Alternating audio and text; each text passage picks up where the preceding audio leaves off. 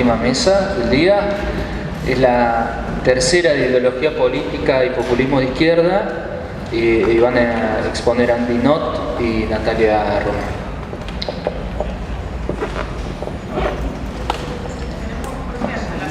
Tenemos hasta las 6.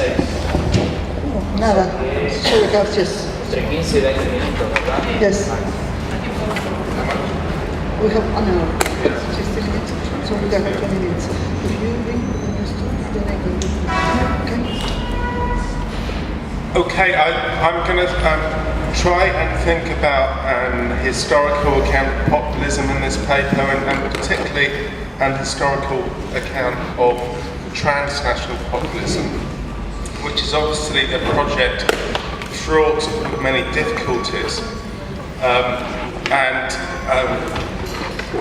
I'm attuned to what Ernesto says at the start of that chapter that Italo was referring to earlier on the saga of populism, and that you kind of have to be careful about taxonomy.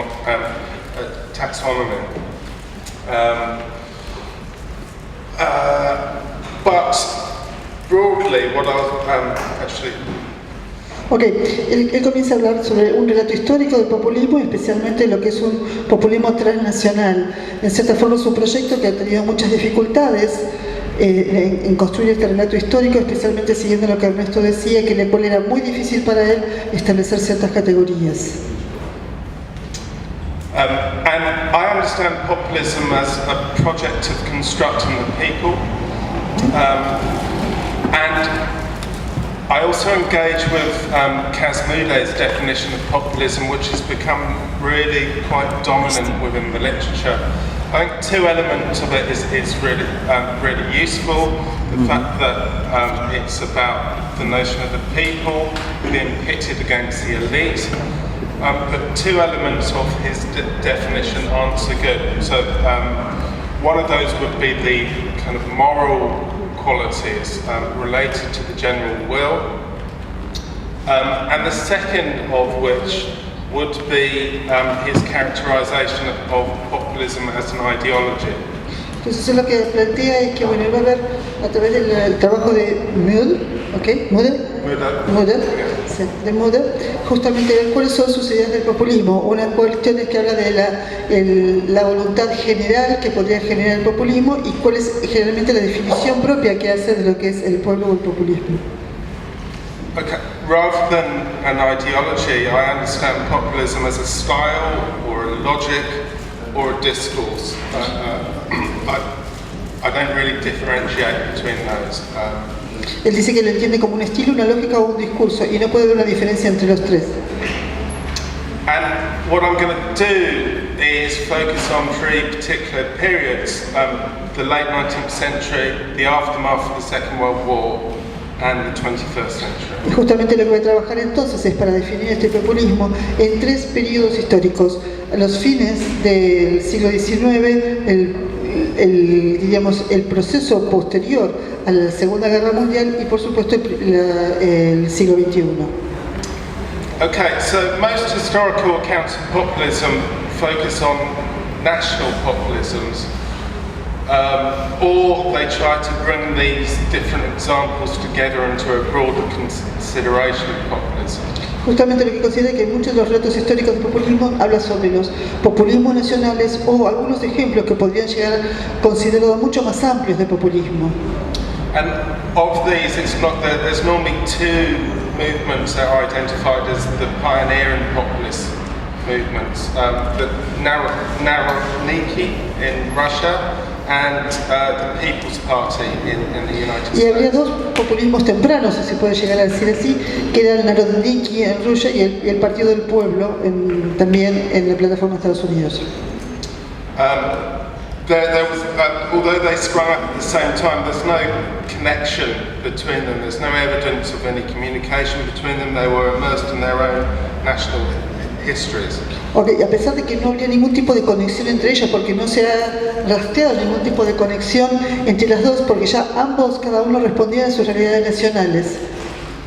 I also doubt whether the Narodniki constitutes a species of populism.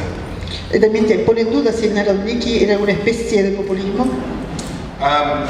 This is because their kind of pioneering phase fell under the banner of what they call going to the people, or the narod.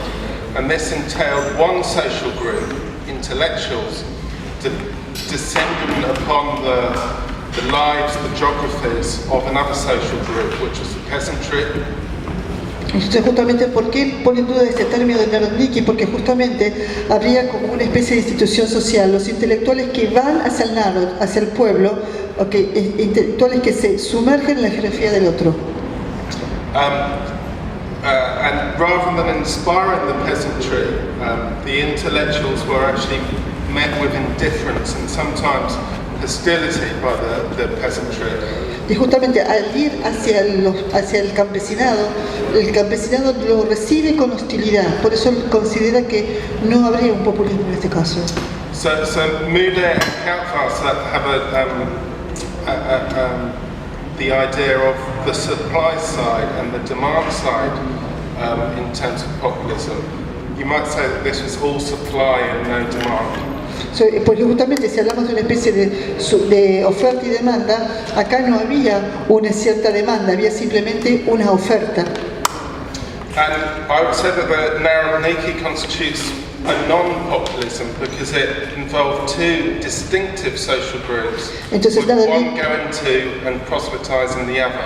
Entonces justamente Narodniki no sería un populismo porque hablaba de dos grupos sociales donde había uno que estaba tratando de problematizar al otro. And populism thrives when social groups lack distinctiveness, when identities are fracturing as opposed to consolidating, which creates the conditions in which the far more amorphous notion of the people can grip, creating more precarious and a kind of vaguer but broader identification. En cierta forma, es lo que dice que el populismo en contacto trata de buscar cuando los grupos sociales carecen de cierta distinción, donde las identidades están fracturadas, opuestas a lo que está consolidado, y crea las condiciones en las cuales hay una noción mucho más amorfa de lo que el pueblo puede llegar a conseguir, creando una idea mucho más vaga de identificación más amplia. Okay, moving on to the second period, which is the post-Second World War period. And I'm relying on this text that was published last year. Entonces, si vamos al segundo periodo, que sería después de la Segunda Guerra Mundial, él se basa en este texto que está presentando acá, que leyó el año pasado. In this, Finkelstein argues that populism begins in Latin America in the immediate aftermath of the Second World War, and it emerges as a transnational phenomenon. Y justamente Finkelstein establece que el populismo comienza en Latinoamérica luego de la Segunda Guerra Mundial y que se configura como un fenómeno transnacional. And his account is based on emphasizing populism as a regime. Entonces ve que enfatiza que el populismo es como un régimen. And this emphasis on regimes is replicated in Finkelstein's typology of the different regimes that were available in the post-war period. Y justamente es lo que se basa en los distintos regímenes que estaban disponibles, ese énfasis que hace sobre el populismo, luego de la Segunda Guerra Mundial. So he says that populism constituted a fourth entrant vying alongside liberal democracy, communism and fascism. Entonces habla de las tres formas que existían: el liberalismo, las democracias fascistas liberal democracy. Y las democracias liberales. And for Finkelstein, it's Peron and Peronism that pioneers this new regime. Entonces dice, así que Perón y el peronismo son los pioneros en este nuevo régimen.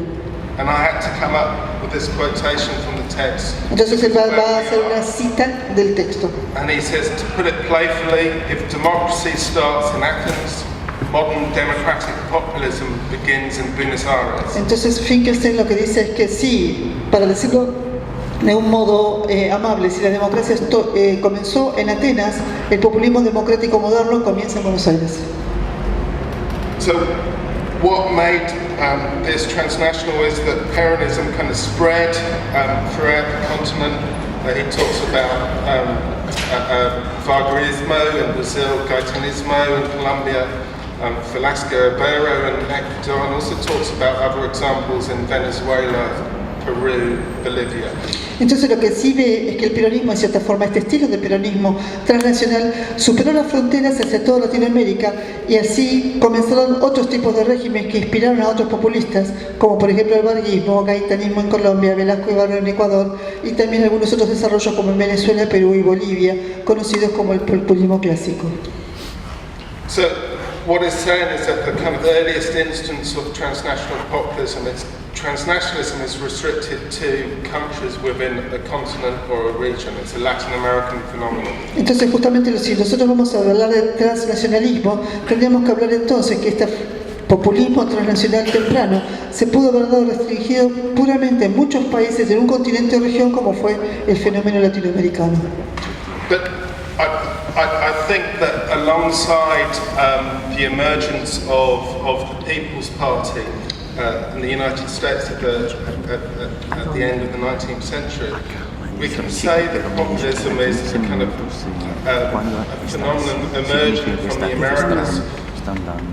Entonces también decimos, si podemos decir entonces que el Partido del Pueblo de fines del siglo XIX está incluido como una forma de populismo, diríamos también que este estilo de política tiene su idea fundamental y emerge de las Américas. And it means that we can distinguish populism from those ideologies that both emerged from the European Enlightenment project, such as liberalism, Marxism, anarchism, or emerged as a response to it. Y justamente también decimos que si el populismo se puede distinguir entonces de otras ideologías que sí han emergido, por ejemplo, en el proyecto de la iluminación europea, como el liberalismo, el marxismo, el anarquismo o aquellas. And in trying to distance populism from these, the notion of ideology and these different ideologies which populism is often compared to, we're in good company. Sí, muchas veces cuando tratamos de distinguir qué es populismo de todas estas otras disparidades que han presentado, because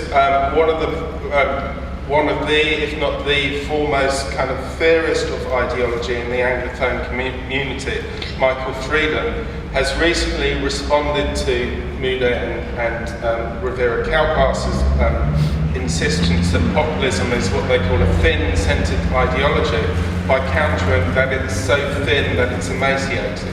Bueno, acá tenemos un problema de traducción y voy a intentar de explicar lo que él quiere decir, porque no hay forma de traducirlo de otra forma. Lo que él dice en este momento es que si nosotros distanciamos el populismo de la noción de ideología, tal cual como el teórico en ideología anglófono Michael Freeland recientemente le ha respondido a Moudet y Rovira Calvásar sobre su existencia de que el populismo es una ideología extremadamente delgada de centro, thin center, es como que es extremadamente delgada, que se encuentra tan delgada que llega a la desaparición por su delgadez.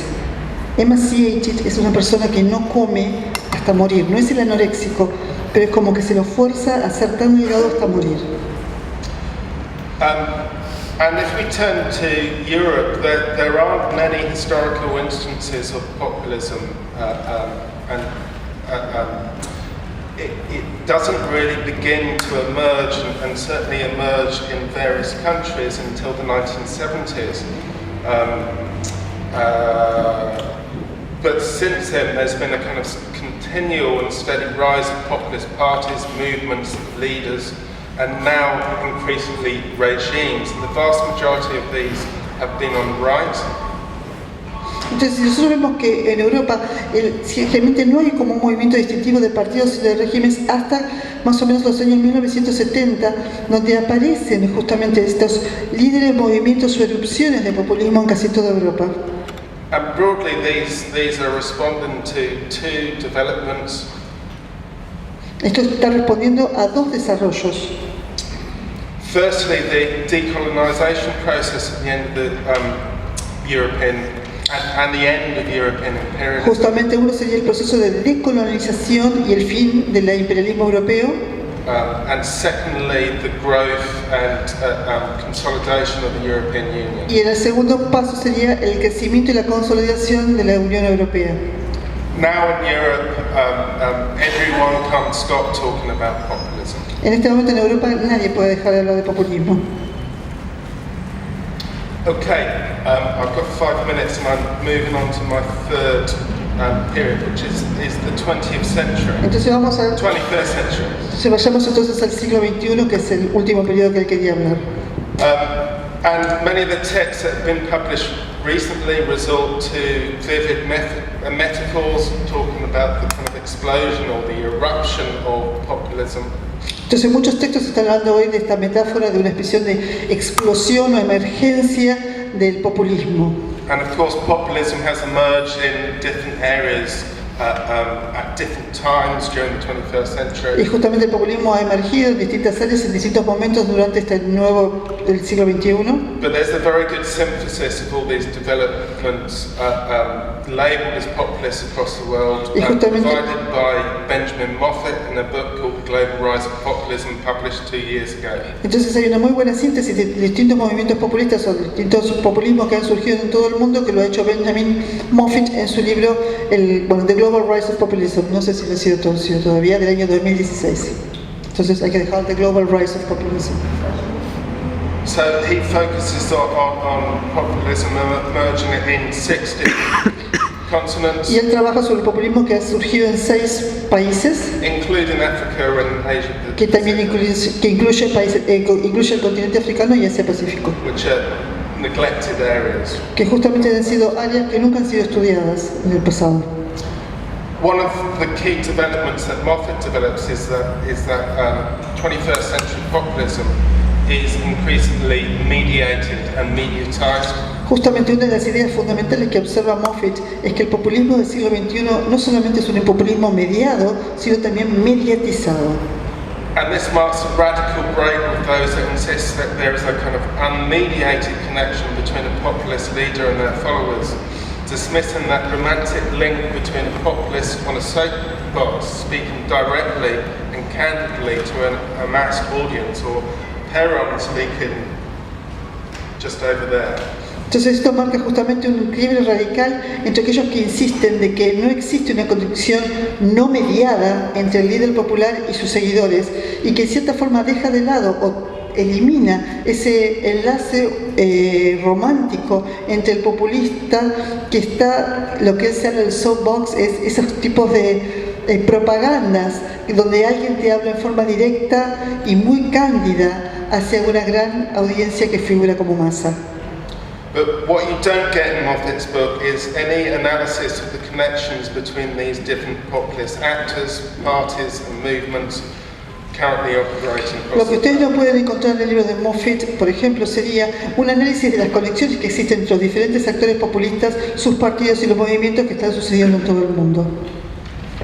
And I think that this is a productive area of research, and what I'll end with is just give a kind of broad outline of 4 different contemporary developments in which we might be able to identify transnational populist connections. Entonces justamente él considera que esta es un área muy fértil de investigación y va a dar 4 líneas en las cuales serían las áreas en las que uno podría encontrar un desarrollo fértil del populismo.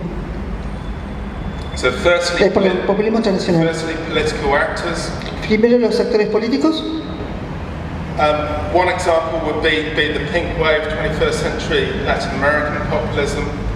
Entonces primero sería esta famosa la ola rosa de todos los sucesores de Latinoamérica. And even the kind of geographic extension beyond that, with the kind of educative and strategic roles the various regimes had with forming Podemos and helping form Podemos. Entonces también la investigación geográfica más allá de la región, con aquellos roles estratégicos y educativos que varios regímenes tuvieron, por ejemplo con Podemos. You also have political parties acting within recently emerged post-national institutions, such as the EU. Otros partidos políticos que han actuado justamente emergiendo como instituciones postnacionales, como el caso de EU. So you have both national and nationalist kind of anti-EU right-wing populists who are forging coalitions, but also new transnational political parties emerging. Most obviously DiEM25, associated with Yanis Varoufakis. Y justamente también tenemos el caso de EU, donde dice que esto implica una coalición nacionalistas y nacionalistas populistas de derecha y que también que hacen una coalición dentro del Parlamento Europeo y nuevos partidos políticos transnacionales que emergen en Europa, como por ejemplo el DiEM 25 asociado con Yanis Varoufakis.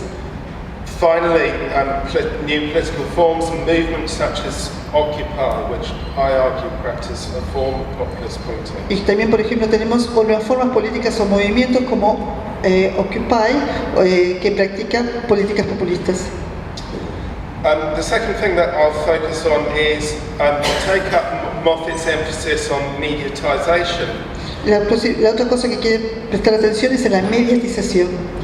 And that points to the kind of arguably neglected development of transnational populism that's done through traditional media. Y justamente algo que no se está dando cuenta es lo que no se ha trabajado en la investigación es el populismo internacional a través de los medios. One way this is done is via globalizing and consolidated global media conglomerates. So Murdoch would be a key example here, who has been developing a kind of populist form of politics via his newspapers for decades. Una de las cosas que nosotros podemos ver acá, por ejemplo, es el rol que ha tenido Murdoch para transmitir justamente todas sus ideas a través de los distintos periódicos. Entonces es algo que eso no ha sido estudiado. But equally, we can talk of the rise of certain media formats, talk radio, shock jocks, and so forth. Y por ejemplo también podemos llegar a ver el aumento o el crecimiento que ha tenido ciertos formatos de medios, como por ejemplo los formatos de los talk radio, son programas donde solamente se habla, ¿no es cierto?, los comentadores, y los shock jocks, que serían aquellos reporteros radiales extremadamente disruptivos, agresivos, que se llaman yoke jocks en inglés y no tienen traducción en español. Son irreverentes. And finally, you can have a look at transnational populist actors operating on social media, and this is done largely covertly. So this is just coming to light, really, but recent investigations by journalists and authorities are increasingly lifting the veil on the algorithms of Russian bots linked to the Kremlin. Y justamente también está el otro tipo de medio, es aquella que está escondido, el que está como tapado, y justamente los que vienen, por ejemplo, a través de periodismos o autoridades que están en cierto modo tratando de levantar el velo de los algoritmos de los bots rusos ligados al Kremlin, por ejemplo. And in the UK there's been a lot of focus on a company called Cambridge Analytica. Y por supuesto todo el trabajo que ha hecho Cambridge Analytica en el Reino Unido, ¿no? Entonces que en este momento hoy está en estudio.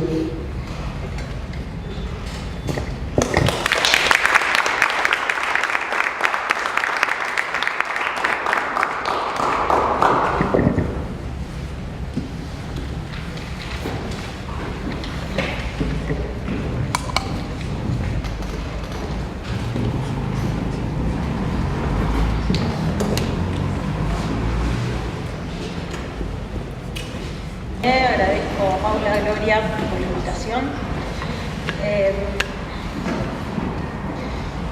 Voy a leer para cumplir con el tiempo. Voy a intentar no irme demasiado por las ramas explicando lo que leo.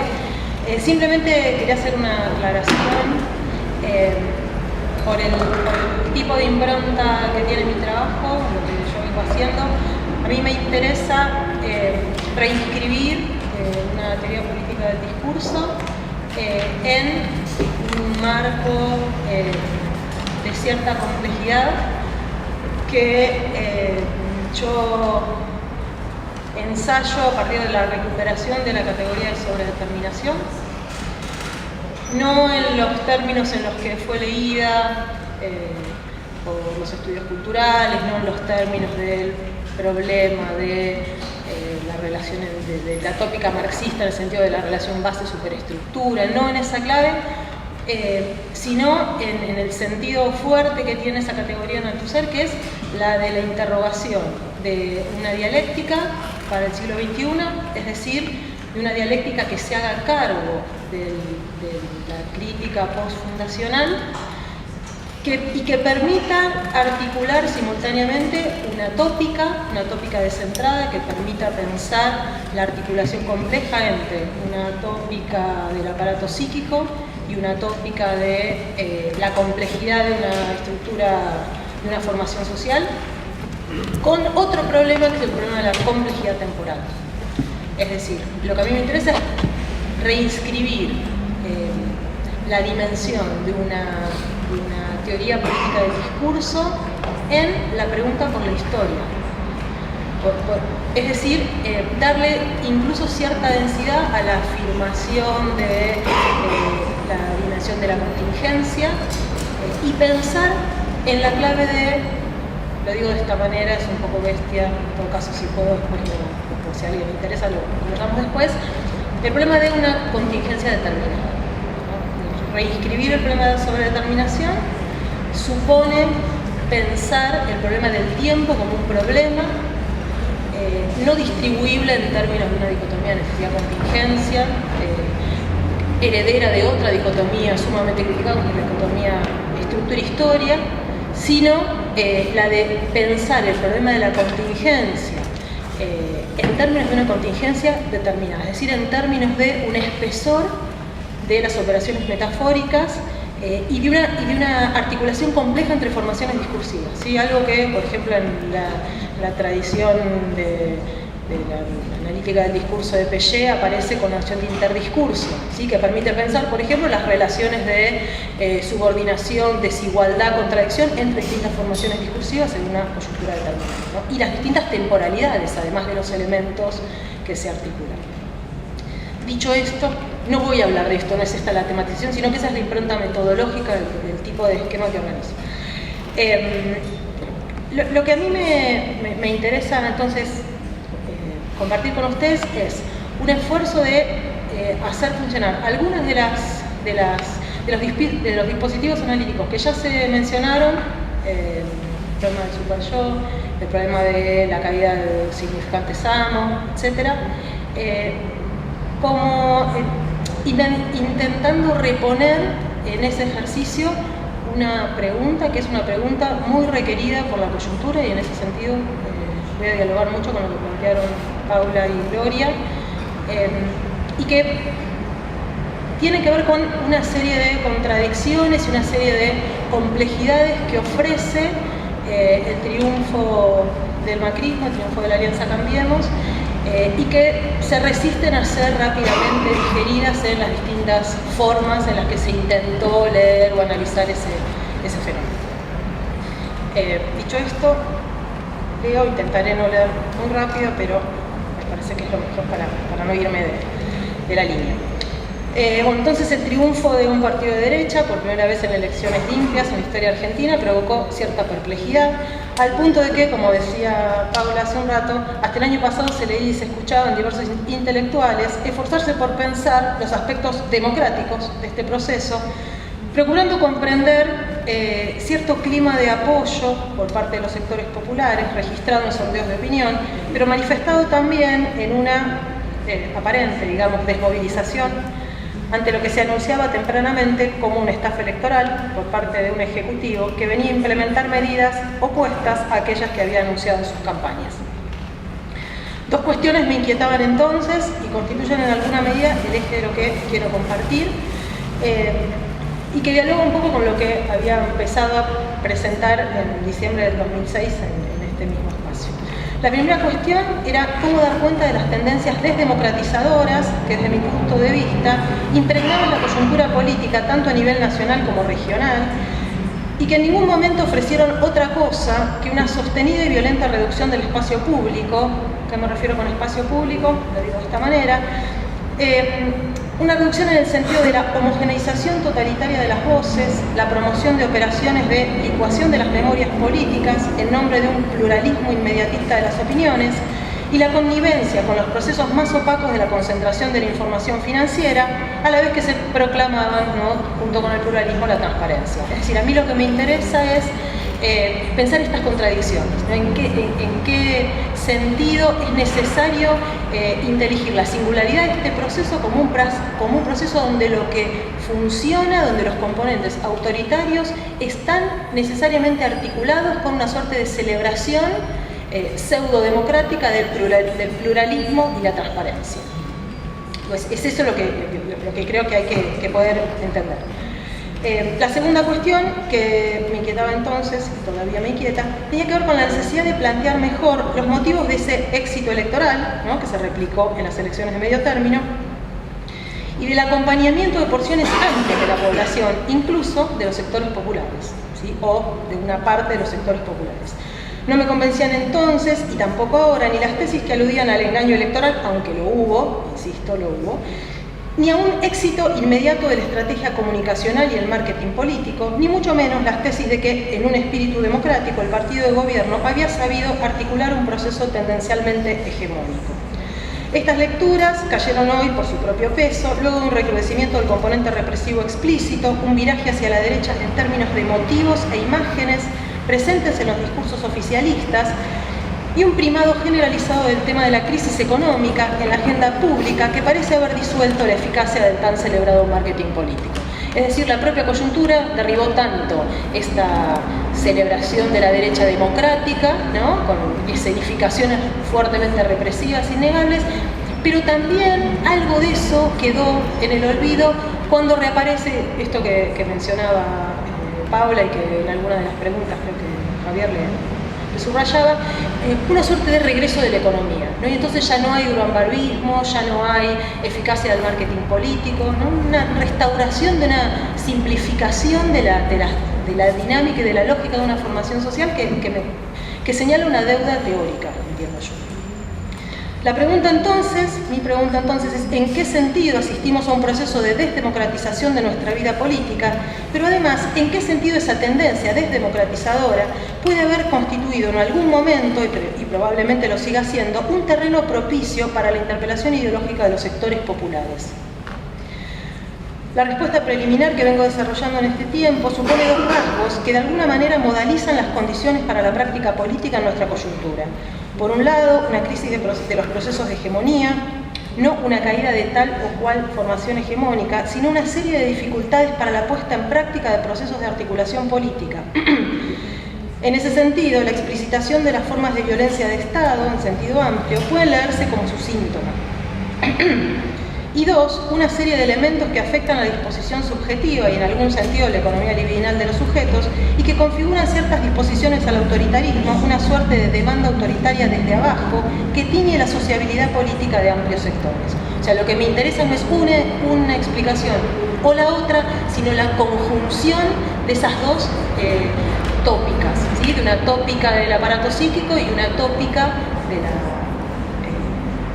de la totalidad social, por decirlo de alguna manera, ¿no?, con todas las comillas que quieran agregarle a eso.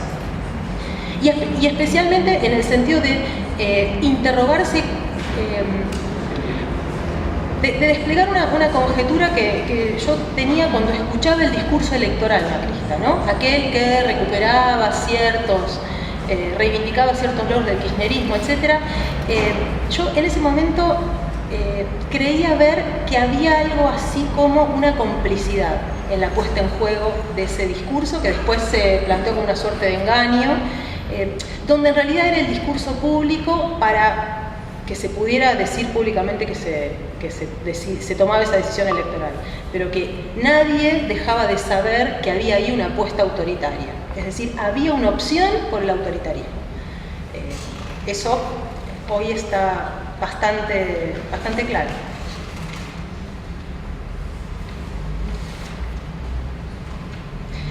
En este marco es ineludible la referencia a una idea que vienen trabajando algunos autores, pero que a mí me parece interesante el modo en que William Davis la condensó de un modo bastante claro, ubicando a partir de la crisis financiera de 2008 una inflexión en el neoliberalismo que puede denominarse neoliberalismo punitivo.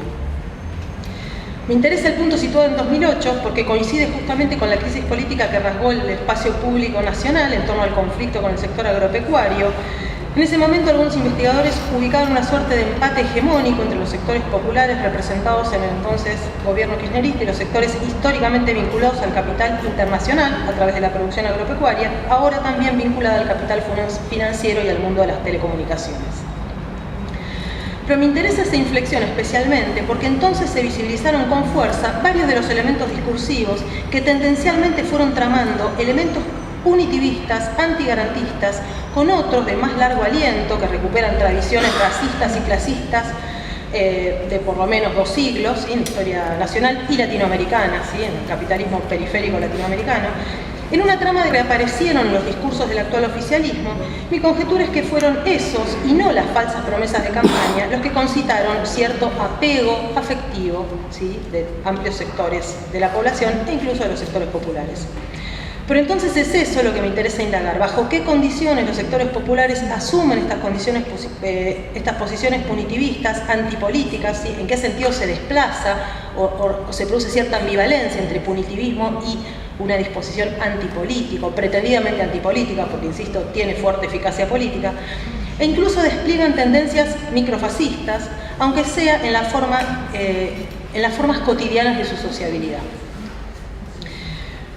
Retomando algo de Davis, había que señalar, ¿sí?, me parece que esto es sustancial en lo que plantea, una vinculación de este giro punitivista con lo que analiza como la crisis de deuda, ¿sí?, una crisis de deuda, una crisis del capitalismo financiero cuya irracionalidad forma parte de la lógica misma del negocio financiero y a la vez de nuevas formas de dominación en la medida en que legitiman nuevos discursos del castigo y la expiación.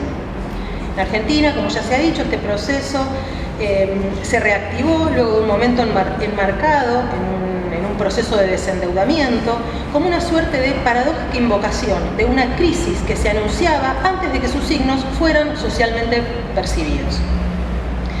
De allí que los discursos culpabilizadores se instalaron como una suerte de vaticinio autocumplido. Si en términos económicos no se nos escapa que varios de los sectores directamente implicados en el gobierno son ejecutores decididos de ese endeudamiento, esto no alcanza para explicar los procesos ideológicos de su legitimación y la eficacia en la instalación pública de una percepción de la crisis anterior a que ésta se manifestara en cualquier indicador económico que incluso fuera sentida por los ciudadanos en su vida cotidiana.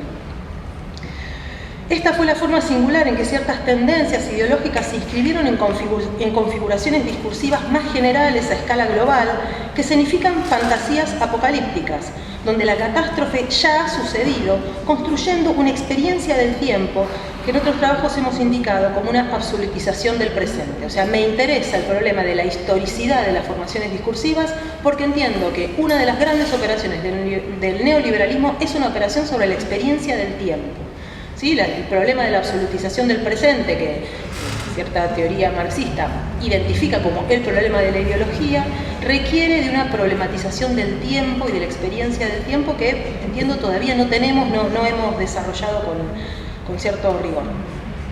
En ese marco, en el marco de este proceso, ¿no?, de neoliberalismo punitivo, ubicar la singularidad de la actual tendencia crecientemente desdemocratizadora del neoliberalismo exige una doble operación. Por un lado, en términos de un análisis de la textura ideológica y política, es necesario y fecundo cercar los rasgos específicos en que en esta coyuntura priman estos elementos punitivos sobre otros elementos más visibles durante décadas finales del siglo XX, ¿sí? Los elementos multiculturalistas, las invocaciones de la tolerancia, del mundo sin fronteras, todas las imágenes de la aldea global, etc.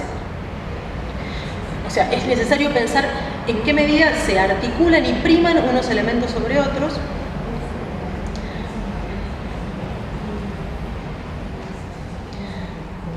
Pero no tanto en el sentido de Davis como una nueva etapa, ¿sí?, como una periodización del neoliberalismo. Ahora vendría un tercer neoliberalismo que no es normativo, que es punitivo, que no es publicitario y utopista, sino que es posapocalíptico, sino pensar en todo caso en qué medida estas formas punitivas conviven con aquellas formas, aquellas invocaciones o imágenes del mundo ilimitado, del pluralismo, de la celebración de la tolerancia de las diferencias, y en qué medida son su efecto y su intensificación.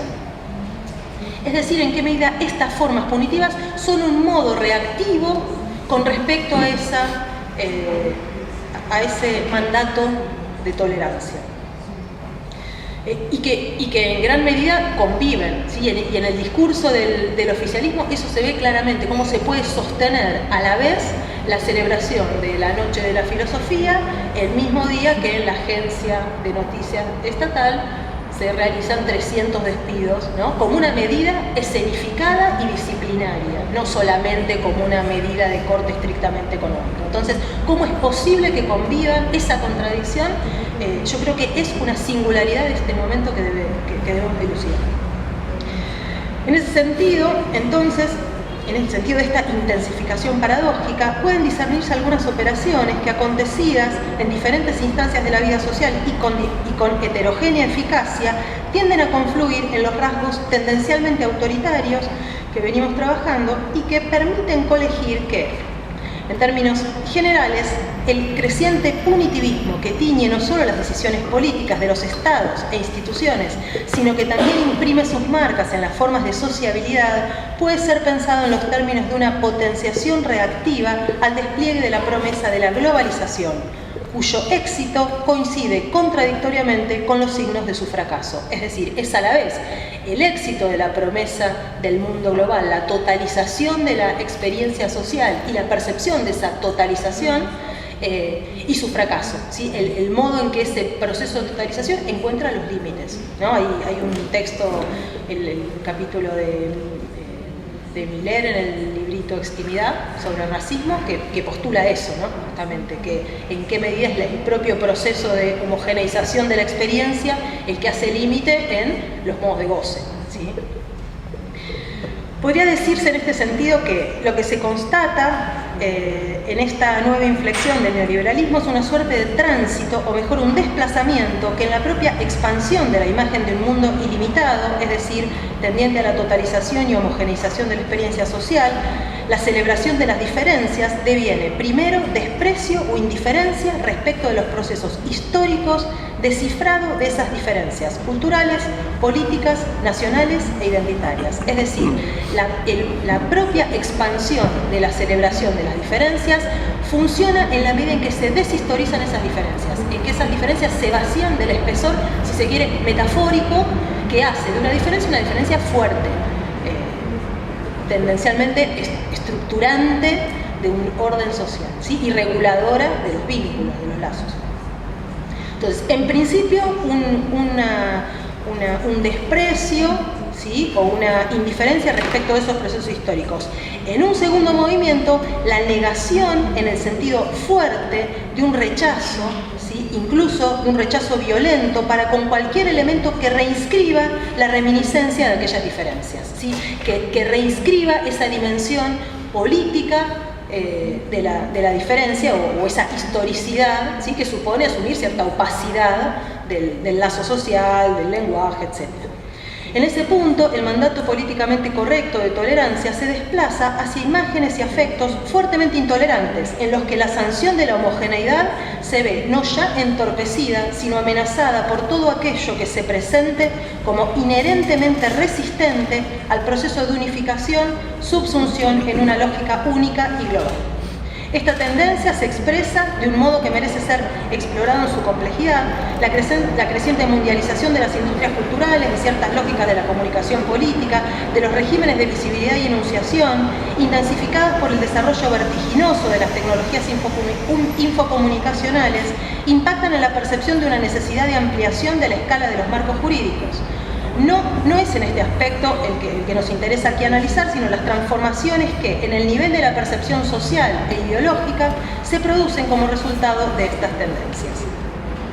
En este sentido, Balibar desarrolló hace ya unas décadas el problema en clave de una paradoja entre la convicción más o menos extendida acerca de las dimensiones mundiales del espacio social por una parte y por otro una experiencia relocalizada de la coacción, la amenaza y las formas de violencia. Para Balibar, en gran medida, esta paradoja se puede pensar como una crisis utopista, ¿sí? De la promesa utopista de la aldea global, que pone en vacilación la representación misma de la frontera. ¿Sí? Una pequeña cita, dice Balibar: esta representación es esencial para el sentimiento de la seguridad, que no reposa tanto sobre la idea de que no hay violencia, como sobre la idea de que existiría un perímetro en cuyo interior la garantía de las condiciones de existencia es de derecho. A mí este problema de la crisis de la representación de frontera no me interesa tanto en el clásico motivo político de la ciencia política, como el problema de la soberanía de los Estados-nación, etc., sino en términos de lo que le hace eso a la práctica discursiva. ¿Sí? ¿Qué quiere decir? ¿Sí? Porque finalmente una comunidad política es también una comunidad de lengua. ¿Qué quiere decir que caiga la representación de frontera en términos de una práctica articulatoria, ¿sí? Finalmente. Lo interesante de esta idea es la posibilidad que abre para pensar el crecimiento de las tendencias securitarias asociadas al declive del momento normativo del proceso de neoliberalización del capitalismo como su consecuencia misma, en la medida en que conjuga en los fantasmas de inseguridad generalizada con cierta fobia a todas las formas de organización política de la sociabilidad. Se trata, según Balibar, del doble fenómeno de relativización geográfica y de reproducción de las fronteras en el interior de cada espacio nacional y al extremo en cada punto del territorio. Por esta vía, la experiencia local y concreta de la amenaza se corresponde con procesos de creciente abstracción de los marcos jurídicos y de los espacios de su eficacia. Esto permite concebir, por un lado, fenómenos de creciente autoritarismo en clave de una contraviolencia preventiva, ¿sí? En el sentido hobbesiano, de políticas globales de violencia contrainsurreccional que horadan las condiciones mismas de la construcción política, ¿sí? Que horadan las condiciones de posibilidad de la configuración de procesos hegemónicos o de hegemonía. Pero simultáneamente en el sentido reactivo o anticipado que esta violencia muestra como uno de sus rasgos más singulares, el hecho de instalarse como una suerte de demanda, como decía, autoritaria desde abajo, ¿sí? En este sentido, hoy resulta de vital importancia comprender los modos en los que la tendencial reducción de la institucionalidad de los estados a su última ratio represiva, acompañada de configuraciones políticas de la violencia preventiva a escala global, coincide con un crecimiento de los microfascismos que modalizan los lazos sociales, las figuraciones subjetivas, las modulaciones discursivas e incluso las disposiciones afectivas de los ciudadanos. Si este segundo plano no es interrogado con atención, corremos el riesgo de regresar a concepciones simplificadas de la sin lograr dar cuenta de los motivos por los cuales la tendencial crisis de hegemonía que sufren esos estados y que hace sintonía justamente con esta escenificación de la violencia, no deviene en proceso de transformación política radical, sino muy por el contrario, favorece el rechazo no solo a las formas de organización políticas, sino a la amplia gama de heterogéneas maneras en las que los lazos sociales se politizan. En este sentido, sí, ya en breve termino, en este sentido, Balibar identifica el nudo de esta coyuntura que nos interesa analizar como la combinación compleja, ¿sí? Digo yo, la unidad sobredeterminada, entre una combinación explosiva de una doble impotencia, la impotencia de la masa para influir con los medios de la organización democrática legados por el pasado sobre el nuevo ciclo de proletarización engendrado por el desarrollo del capitalismo tardío, la impotencia de los estados, es decir, de los sectores dominantes para establecer instrumentos de regulación adaptados al nuevo marco social, con una dimensión imaginaria que es a la vez la representación proyectiva de un mundo sin fronteras, donde el lugar en el que se vive, la propia casa, está constantemente expuesto a la invasión y al sentimiento de que las fuerzas de seguridad pueden transformarse imprevistamente en fuerzas de inseguridad. Esta es una cita de Balibar. En definitiva, resulta posible reconstruir al menos parcialmente la dialéctica que combina las tendencias expansivas de los mercados con las crisis de los marcos ideológicos liberales y su sumersión en un conjunto de configuraciones segregacionistas en la clave de una unidad sobredeterminada entre tendencias de precarización de la vida que cuajan con disposiciones subjetivas y que traducen el temor en diversas formas de violencia, odio al prójimo y extranjerización del semejante, formas narcisistas expansivas y a la vez fóbicas a todo contacto con la otredad o con el límite mismo que evoque de algún modo la castración, llamados a la experiencia de lo ilimitado, del consumo, de la experimentación, del esfuerzo, del rendimiento y el recrudecimiento de formas melancólicas, depresivas, frustradas de autocastigo. Es necesario proveer un marco analítico que permita comprender los mecanismos por los que las políticas de contraviolencia preventiva, a pesar de su radicalización creciente, se presentan siempre como impotentes para conjurar el peligro que fantasean y en el que se potencian mutuamente las formas de pánico o de inseguridad con fantasmas identitarios. Y con ello, los motivos por los que resulta poco probable en este marco que los llamados a la tolerancia o a las soluciones humanitarias produzcan otra cosa que recrudecimiento de las formas reactivas. En términos de la experiencia social, la percepción imaginaria del trastocamiento de la escala de los marcos normativos conlleva procesos de abstracción que consisten en el desdibujamiento de los componentes históricos concretos de su configuración, aquellos en los que descansa la posibilidad de su inteligibilidad común y que no se agota jamás en las formas legales escritas o sistematizadas, sino que apunta al conjunto de representaciones, imágenes y prácticas que componen la trama ideológica más o menos dinámica que liga a una comunidad de modo ilusorio pero a la vez práctico y eficaz. En este sentido, la tendencial caída de cierto componente comunitario de la fantasía social que funge cemento ideológico de un orden jurídico-político se produce como caída imaginaria de su historicidad y su opacidad.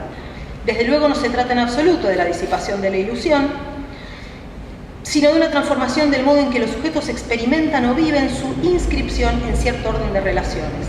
La pérdida de los contenidos concretos de los marcos normativos, es decir, aquellos rasgos históricamente especificados y vinculados a las memorias singulares de una comunidad que cuajan ideológicamente como su cemento, intensifica de modo paradójico la condición abstracta del orden y su dimensión ilimitada, recrudeciendo de modo paradójico la experiencia de su condición tautológica. Resulta algo frecuente escuchar cierto diagnóstico con respecto a la anomia o al debilitamiento del orden simbólico, pero sería más interesante recuperar en todo caso la idea de no tanto de la caída del orden simbólico como de la caída de los significantes amos para pensar justamente este proceso de abstracción del orden. La cuestión es en todo caso el debilitamiento de las formas de investidura con las que un otro sería la encarnación o el sustituto del gran otro. Lo que resulta desdibujado en nuestro vínculo social es el conjunto de determinaciones concretas de las figuras que venían a encarnar la función del significante amo. En este sentido es interesante pensar la eficacia comunicacional de ciertos personajes, de ciertos líderes que hacen gala de su fragilidad, de su ineptitud, ¿sí? Todas esas figuras de estamos aprendiendo, de no sabíamos, ¿no? Incluso ciertas formas torpes de hablar, cierta de trascendentalización del discurso político, para decirlo de alguna manera, donde hay allí un líder que no pretende encarnar ningún tipo de forma de cuajar, ¿sí? De metaforizar algo así como el componente trascendente del discurso político. Eso justamente como una eficacia interpeladora, como la capacidad de suscitar cierto apego afectivo y un apego autoritario, ¿sí? En el sentido de una demanda desesperada de restablecimiento de un orden que es, sin embargo, un orden absolutamente abstracto, ¿sí? Vaciado de elementos concretos, de la carga histórica de los significantes, y que aparece, por ejemplo, en ciertas fantasías con respecto a la algoritmocracia, ¿sí? El Big Data, por ejemplo, todas las fantasías del Big Data, como la restauración de algo así como algún principio de organización, ¿sí? Incluso con las capacidades predictivas de una divinidad. Bueno, pensar en todo caso cómo funciona ese mecanismo, y en este sentido es interesante recuperar, junto con esta tendencia claustrofóbica, ¿sí? O como la identifica Zizek, de cierto narcisismo patológico, ¿sí? Un concepto que ofrece Alain Badiou en la lógica de los mundos, que permite circunscribir la singularidad del momento post-multicultural al que asistimos, a una intensificación tal de la multiplicidad de tonalidades, donde la hipertrofia del matiz conduce a una insignificancia de las diferencias, entendidas en sentido fuerte, estructurante. Badiou lo plantea justamente como universos semióticos fragilizados, metonimizados al extremo, caracterizados por la carencia de un significante amo que funja de principio de ordenación, es decir, de un punto de almohadillado en torno del cual consista una formación discursiva como un mundo común de sentido. No resulta casual en este marco que la proliferación de las diferenciaciones que pueda advertirse, estoy de hecho leyendo un párrafo así, que puede advertirse en cierta corrección política contemporánea, por ejemplo, en nombre del rechazo de las dicotomizaciones y de la voluntad de certeza, coincide con una furiosa intolerancia a toda forma de decisión política y con la relativización o negación de las desigualdades que siempre ya estructuran el campo de la experiencia social. El desplazamiento de estas formas de experiencia social desde la promesa de multitonalidad hacia los mundos atonales no supone únicamente un empobrecimiento para las condiciones mismas de la política, en el sentido de un debilitamiento de las formas de la decisión o de las condiciones mismas de estructuración de procesos de articulación hegemónica, sino que conlleva también una serie de costos fuertes a nivel de la economía libidinal. Bueno, estos costos fuertes a nivel de la economía libidinal tienen que ver con este énfasis superyoico, ¿sí?, del que ya se habló, así que de eso ya no voy a decir mucho más. A mí lo que me interesa es que me interesa recuperar la articulación entre procesos de endeudamiento en términos de una lógica financiera internacional y el modo en que esos procesos de endeudamiento se producen en una conjunción con un desplazamiento de la tolerancia a la intolerancia. ¿Y en qué medida ese desplazamiento de la tolerancia, un mandato de tolerancia que se vuelve una disposición fóbica a la intolerancia, se produce como una demanda popular? Una demanda popular que produce las condiciones, el marco de condiciones culturales, si se quiere, en el que van a consistir ciertas formas políticas y no otras. ¿Sí? Bueno, con esto termino.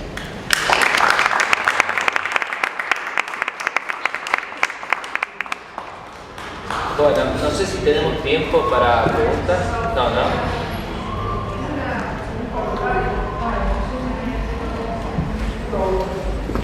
Una sola. Bueno. Una sola pregunta. ¿Rocco? Y un comentario y una pregunta para Adele. No sé. Si no me equivoco, en la razón populista tiene unas páginas donde habla de los populismos fascistas, ¿no? Ataturk, todo eso que nos llega. Y entonces sí, el populismo ruso podría ser no un no populismo, pero sí un populismo fallido para lo que vos decías, porque estaban las identidades demasiado cerradas, entonces no se podía articular.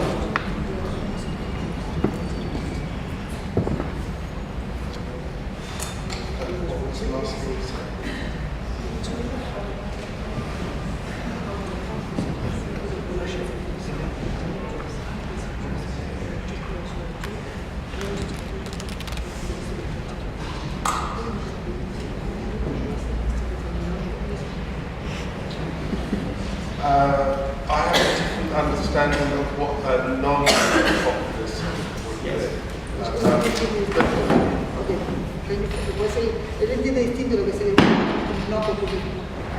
Si no me equivoco, de lo que yo entendí desde la inicia, vos dijiste que claro, el populismo empieza en Buenos Aires y lo que estaba antes, de hecho, no era populista, ¿no?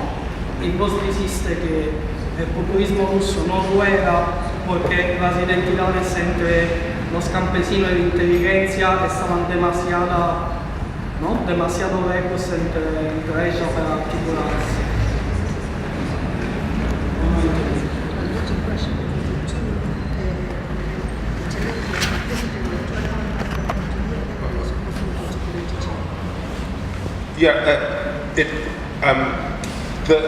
The peasants didn't receive the messages from the intellectuals.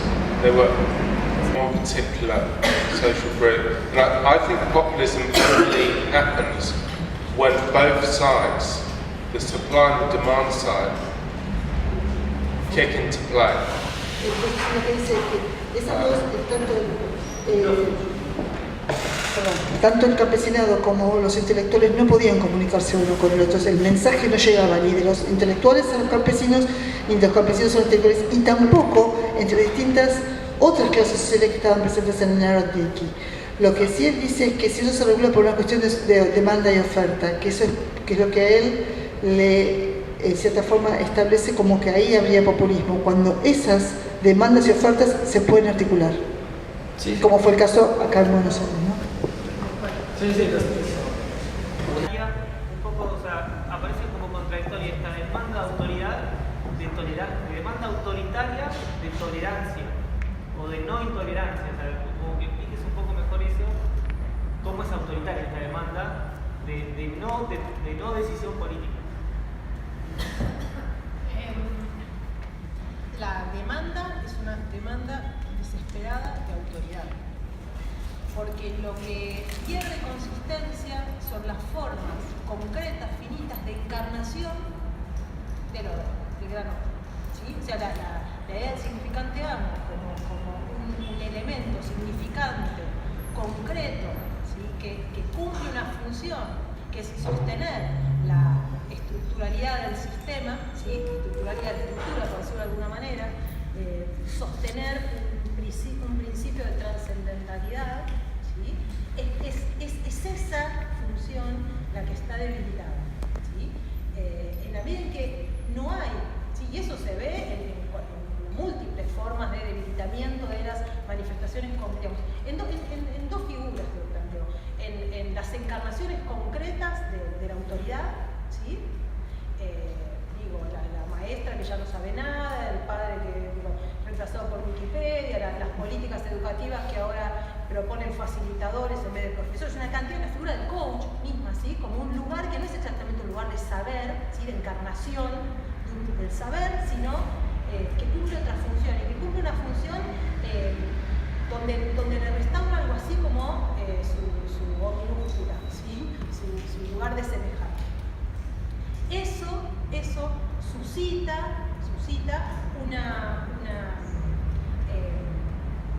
un apego afectivo a alguna clase de orden, pero que en la medida en que no se puede enunciar como un orden que siempre ya histórico, encarnado, concreto, deviene una demanda ilimitada de orden. En ese sentido es una demanda autoritaria, porque es una demanda de autoridad, lo que no se formula, porque en la misma demanda de autoridad lo que hay es una desconfianza respecto de cualquier forma concreta de encarnación de la autoridad, ¿sí? Así entiendo el problema de la caída de los significantes. Y digamos, eso también funciona en términos de la pérdida de investidura imaginaria de los significantes que podían funcionar como grandes significantes aglutinantes, ¿sí? Como puntos de almohadillado de articulaciones hegemónicas, ¿sí? Algo que se constata en la experiencia concreta en términos de la posverdad, ¿sí? Cómo se habla de la justicia, cómo se habla de la democracia, todo pluralismo, todo es todo y todo es nada, justamente porque lo que se pierde en ese proceso de abstracción es el lugar en el que lo verdadero consiste junto con una comunidad discursiva, ¿sí? como una comunidad de la práctica de una formación discursiva. Es la dimensión del fantasma, en algún sentido, ¿sí? Lo que está trastocado, ¿sí? Hiperinflado por un lado y por otro lado no regulado por los cortes, por las formas de estructuración. Lo que pasa es que yo no lo pienso tanto en clave del discurso capitalista, si se quiere, sino más en términos de en qué medida esos cortes suponen una historicidad, un espesor del significante. Un espesor que no está en el significante, sino que tiene que ver con la comunidad histórica, ¿sí? Con la comunidad de lengua, con la comunidad de discurso. Me parece que para eso no tenemos categorías que permitan pensar ese problema. Y eso es lo que estoy dando.